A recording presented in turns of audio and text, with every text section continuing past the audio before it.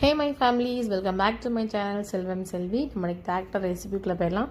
வடச்சட்டி வச்சு கொஞ்சமாக எண்ணெய், சோம்பு, பல்லாரி, பச்சை மிளகா போட்டு நல்லா வதக்கி விடுங்க.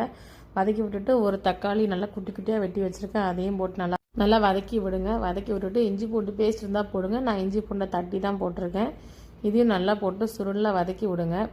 இப்போ சில பேர் பிரியாணியில் உள்ள சிக்கன் பிடிக்காது, அந்த சிக்கனை மட்டும் ஒதுக்கிடுவாங்க. இப்போ நீங்கள் அவங்களுக்கு இந்த சிக்கனை தனியாக எடுத்து வச்சு அதை நல்லா குட்டி குட்டியாக பிச்சு போட்டுக்கோங்க. இப்போது அந்த சிக்கனை நம்ம இதில் சேர்த்து போட்டுக்கலாம். போட்டு நம்ம வெங்காயம், தக்காளி, இஞ்சி பூண்டு எல்லாம் மிக்ஸ் பண்ணி விட்டுட்டு இப்போ ஒரு 1/2 ஸ்பூன் மிளகுத்தூள், கொஞ்சமாக மஞ்சத்தூள், உங்கள் காரத்துக்கு தக்கன வத்தத்தூள் இவ்வளோத்தையும் நீங்கள் போட்டு நல்லா மிக்ஸ் பண்ணி விடுங்க.